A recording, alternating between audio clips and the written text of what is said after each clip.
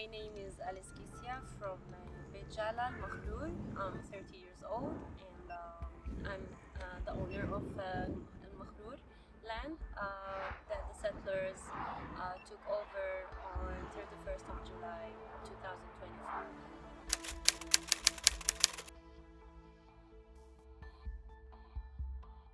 Al-Makhrour is the last green area that we have here with the occupied territories in Bethlehem.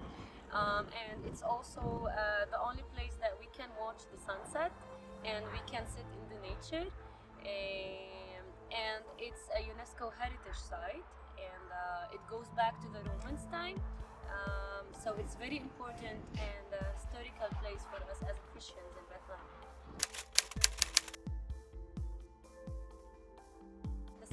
Came backed up by the army and the police, and they kicked us out of the land with no eviction order, with no any official order.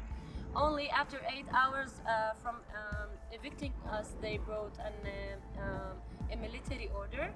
Says that this is a military land, it's closed for the military, and even the military order, it does not belong to this area, it belongs to another area, and they were trying to take over the land with fake military order. How it works is that they all have connections, especially in this area, in the police station, in the army, in those offices, in the civil administration. They are like a web working together in order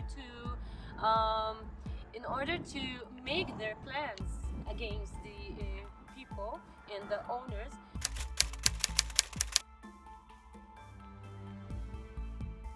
The Jewish National Fund is, of course, it's the state.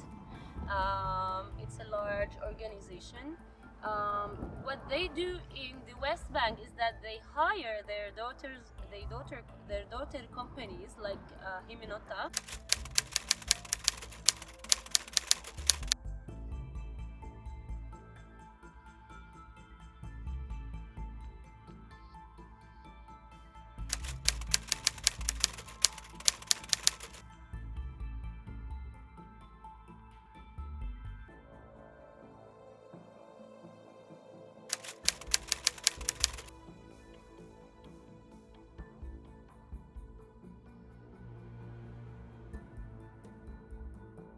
They went to the archive, and this archive that belongs to the Beit Jala area, it has 44 agreements and 44 pages, and after that there is no pages. So what they did is that they went to to those empty pages and start filling out the blanks in order to convince people that they bought the land. And because there is no access to the archive, and it's really hard to access to it, and we could manage to access, we understood that there is a forgery here and there is a manipulation in this archive, and they are trying to manipulate any documents in order to take over people's land, and this is how they have been stealing in the West Bank.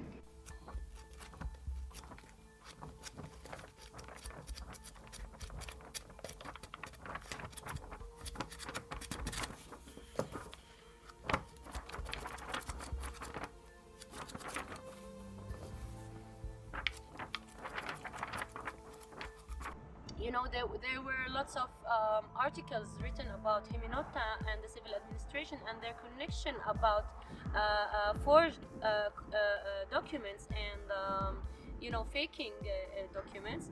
So we have now the evidence, and we have sent it to the civil administration, and those companies are trying to steal lands in a way that you don't even think about it.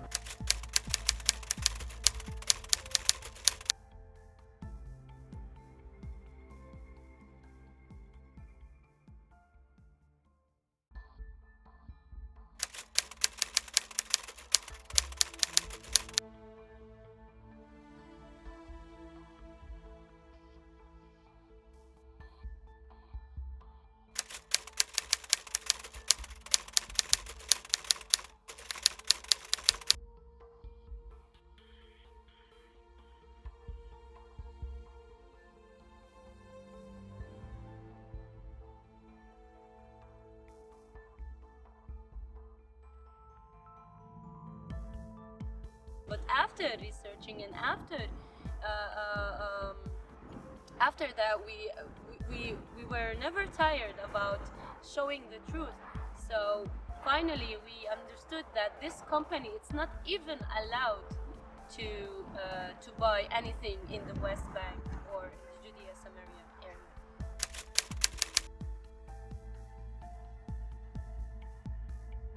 What they do is that they bring kids from orphans, welfares, or from streets. They offer them a shelter. The shelter is called an agricultural school, where they volunteer their hours there, and if they don't show up, they don't get paid.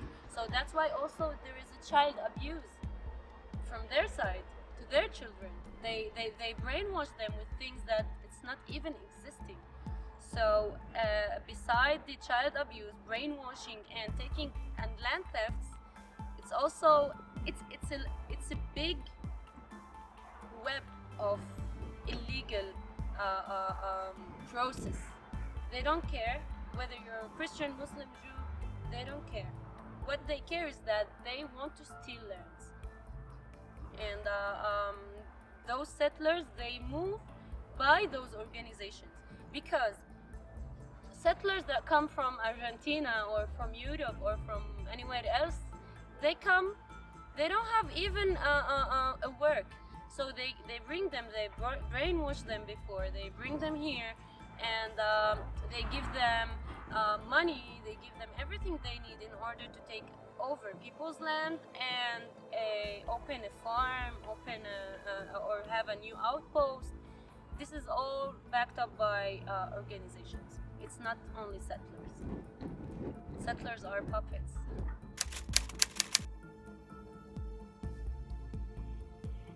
I always believe there is things that we can do. I always believe that, when I was younger, I didn't really understand what's really happening. I was hearing my parents, the lawyers, blah, blah, blah, and everything, and I learned from it. Of course, with the help of my family, my brother, we wouldn't reach here. It's not easy. It's lots of physical and emotional, financial, and everything that it takes efforts. I was tired in some points. I was tired physically, mentally, yes, but I never said it's done. I never thought this is the end, because in every end there is a new beginning. And I think also when people came here, when people saw the truth, and I got this all good energy from everyone who supported us. It's just it gave me more, or gave me push to continue this fight, because everything happens for a reason. And I know that those years that I had this experience, to get to this point, is to fight back and not to just back down. And I'm fighting until the end.